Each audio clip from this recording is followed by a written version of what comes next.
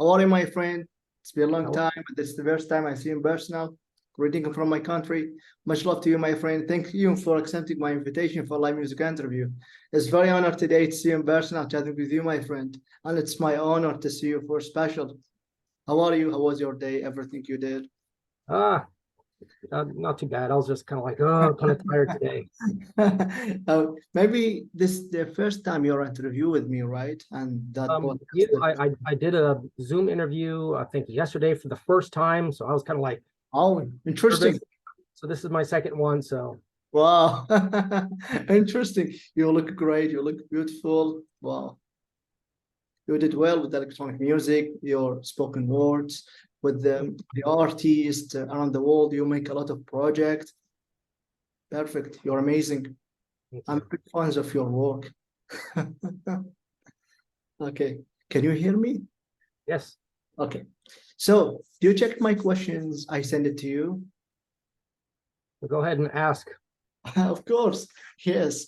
I write my questions on white paper. So I'm here to get the review with the spoken words, Shane Peck, and question number one.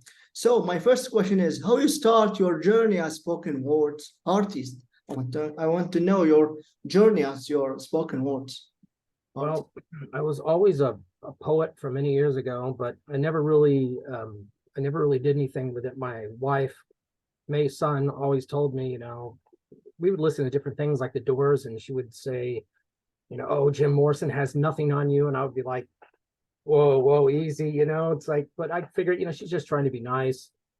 And but I never really did anything. I would just write poetry and that's it. But when she passed away, February 26, 2018, and she said to me, don't forget, you are the last American poet. Nothing can change that. But my mind's like, I'm not thinking about that. And you're amazing. I believe in you. You're amazing.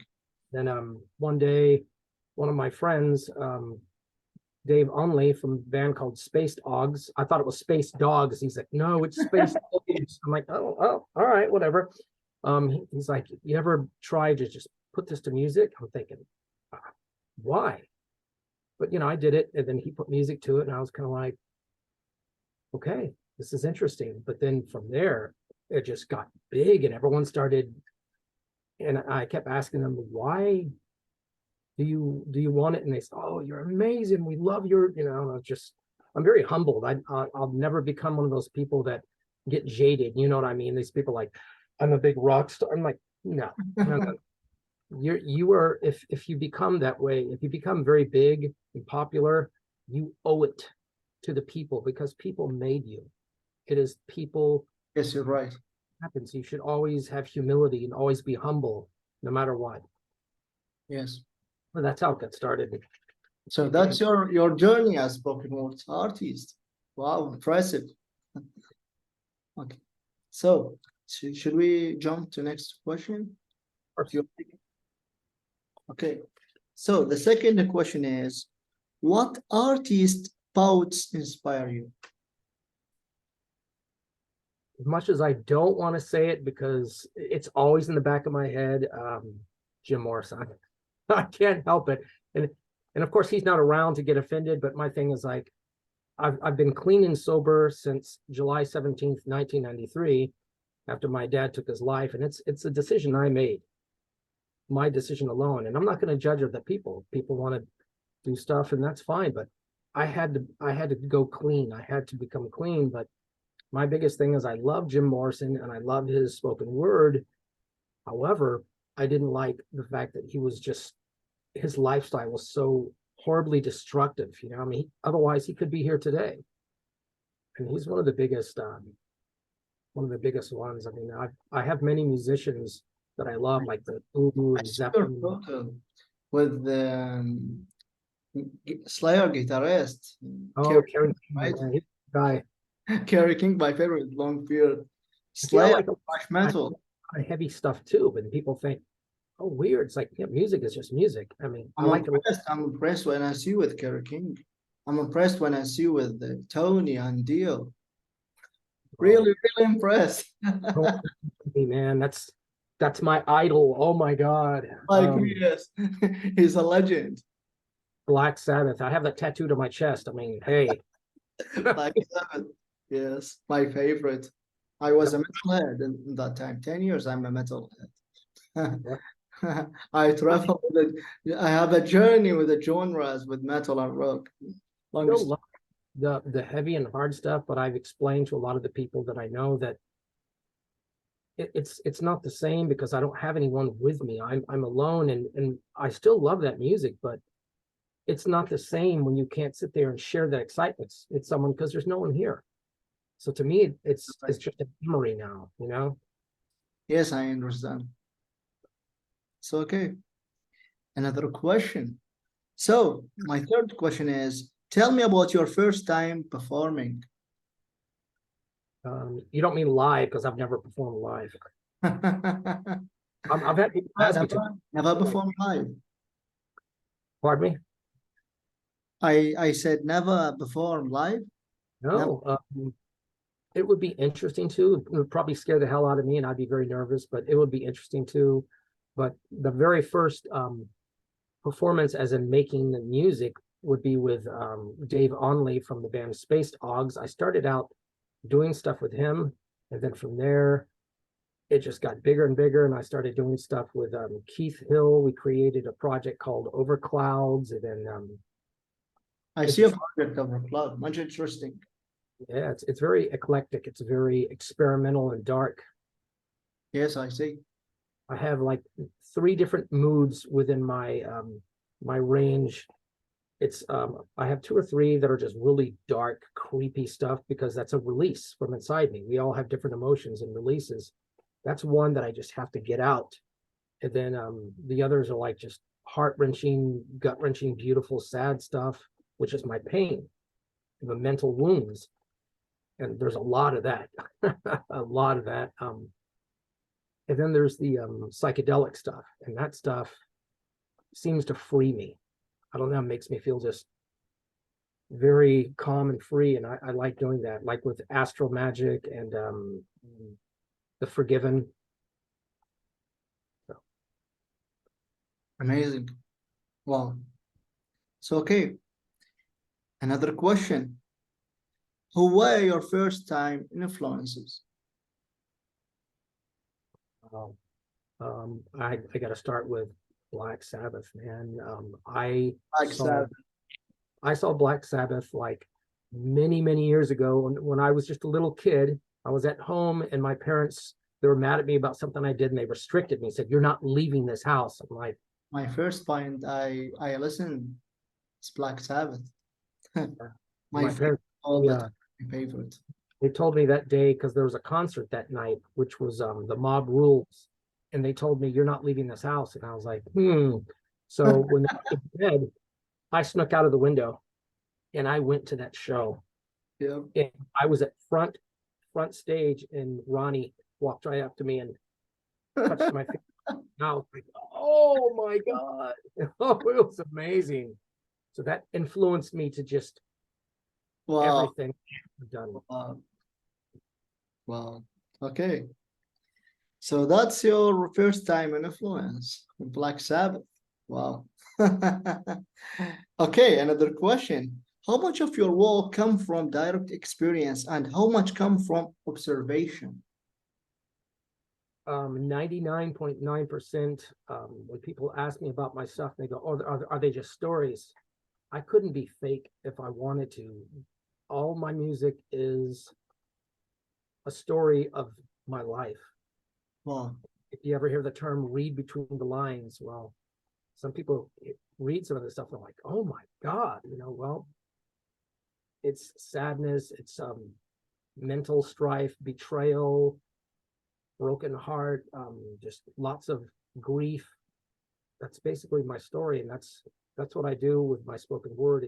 I'm weaving a tale, communicating mentally and out there to people that want to listen. These are my stories. So I love your spoken words that touch me a lot with your words, much deep.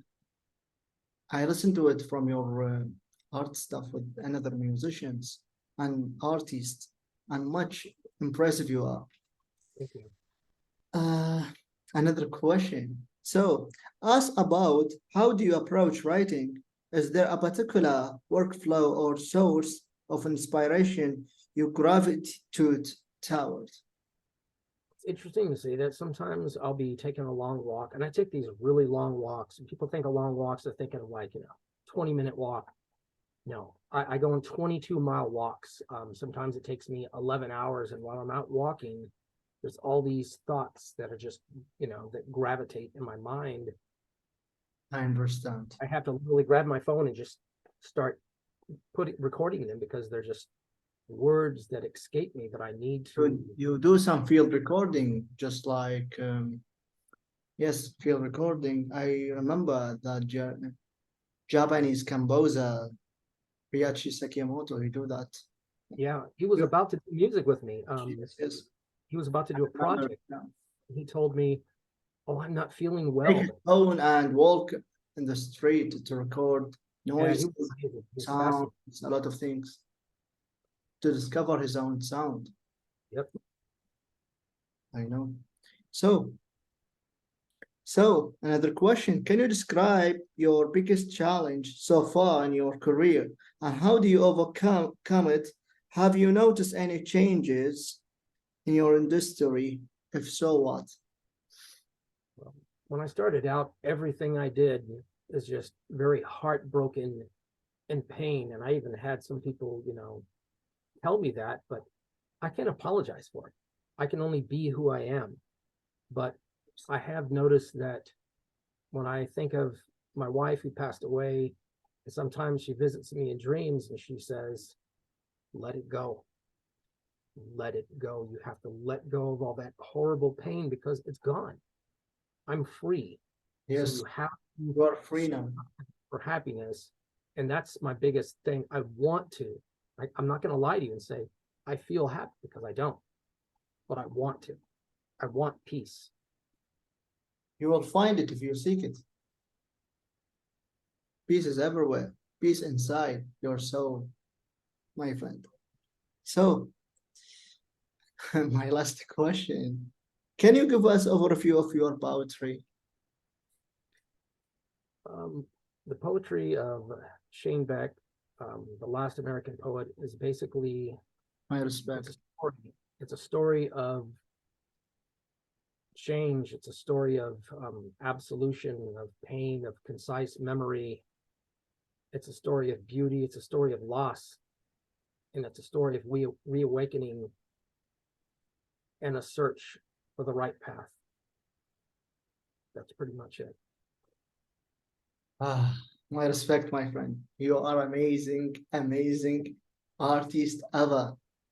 By the way, much interesting and impressive, Shane. I've warrior.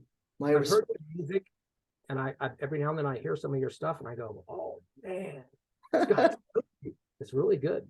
So, do you like my music, right? Amazing. Do you know everything I did by myself? No one supported me and no one teach me. I'm a self-taught artist. Everything by myself. So I started a live music interview. And for me, live music interview is a journey to find myself during the art. Exactly. So everything I did by myself, no one teach me. I'm a self-taught artist. I do MBA by myself. I study by myself. All that. Because electronic music is not available on Iraq, to be honest. And we don't have any academy to study that field. And Iraq and war and a lot of things happened. So I started with myself. And a music interview, I started with myself to understand more about the art and the artists around the world, to discover and go deep and specialize with electronic music and share electronic music and supporting artists. It's a journey to communicate with the artists around the world, to know each other and discover each other during the art. It's very important, I see. Yep, I agree. And you see my music in Bandcamp, it's all for free. I do that because I love art. I don't seek for money or because I like art. I love art. Yes, I do that all the time. They start talking about money, and I say, look, let's just create the music, man. Let's just let people feel. Yes, they want to give money. Yes, you're right. They don't. It doesn't matter because we're doing it for us. Yes. And if they get it and they understand it, well, that's a plus. Yes. Yes, you're right. I want to helping people to become creative by my art. And that's my message. That's it. A lot of things, but I can't explain. It's something inside my soul. I can't explain it by words. Yep, But in the art, I can speak. exactly. I make music. When I make art, I can speak. I can feel. Can describe. I can do anything I want, but I can't describe it by words. So a live music interview, I say it is important to communicate, to discover, and there's a lot of much interesting and a lot of artists around the world. I must make some interview with them to understand more about them and find myself during the art world. And for me, art against violence, because art for me is a peace. Exactly. You know it. Yes. It's peace for me. And so I do that all by myself because I love art. And I don't seek for money or some kind, no. Because art is something like divine, something I can't explain it by words. But art, it's I can't explain it. It's something bigger inside my soul. Yep. You understand me, right? Right to the heart of the matter. Yeah, yes, you're right.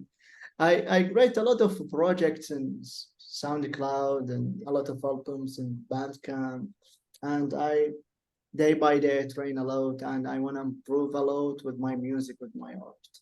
And of course, you enjoy my music, right?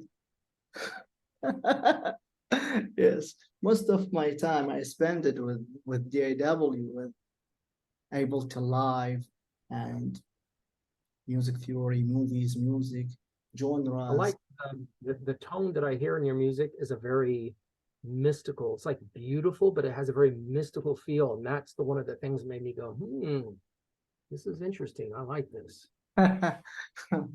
Yes, right. So, okay. Thank you so much, Shane, for your time spent chatting with me. And if you need anything, I'm here. Just drop me a message. And I'm very happy today, very excited to see you in person, my friend.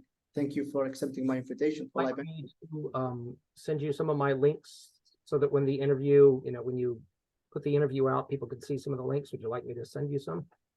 Okay.